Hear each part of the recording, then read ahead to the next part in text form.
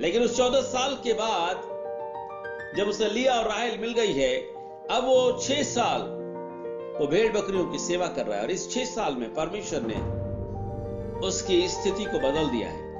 ये ब्लेसिंग्स का साल है। 14 साल गुलामी, ये 6 साल में ये प्रतिष्ठित हो गया है याकूब।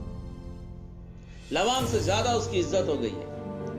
उसके भेड़ बकरी ऊंट गाय बैल सब भर गए उसके पास, दास दासी भर गए, धनाढ्य हो गया लिखा है। और इस समय पे परमेश्वर ने उससे बात किया, फिर से सपने के जरिए प्रभु उससे बात किया और उसको दिखाया कि तेरे जीवन में जो आशीषें हैं, तेरे जीवन में जो बरकत है, तेरे जीवन में जो भेड़ बकरियों का इतना बढ़ाव तुझे मिला, यह परमेश्वर की ओर से।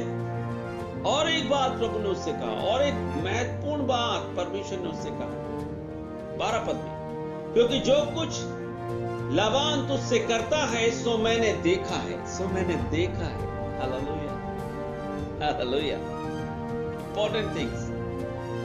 याकूब को परमेश्वर ये बताना चाह रहा है कि याकूब, मैं सपने में आकर तुझसे बात कर रहा हूं, ठीक है, 20 साल बाद आकर मैं तुझसे बात कर रहा हूं, लेकिन मैंने तुझे कभी छोड़ा नहीं। ऐसा कोई दिन नहीं है जिस दिन मैंने तुझे देखा नहीं। यहां ईश्वर याकूब को बोलना चाह रहा है, यहां ईश्वर याकूब को बताना चाह रहा है। मैं 31 उत्पत्ति 31 उसके 12 पद के सबसे अंतिम लाइन को मैं पढ़ रहा हूं, क्योंकि जो कुछ लाबान तुझसे करता है सो मैंने देखा है। Hallelujah, hallelujah. मैंने उससे देखा है। इसका मतलब क्या है? और हमेशा कठिन मजदूरी लाबान उसके सामने रखता था, लेकिन इन पूरे 20 साल में 10 बार उसने मजदूरी को बदली है छल से। इसका मतलब परमेश्वर देख रहा था। परमेश्वर याकूब के दुखों को देख रहा था, और जब अंतिम समय आया तो परमेश्वर उसको जबरदस्त आशीषित कर दिया।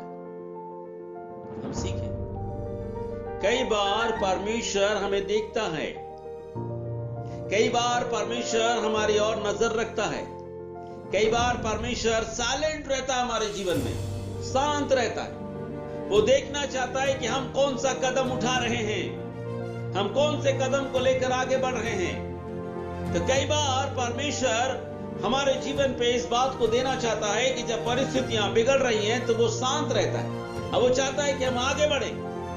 जब हम आगे बढ़ जाते हैं, परमेश्वर अपने चमत्कारों को हमारे जीवन में करना शुरू करता है।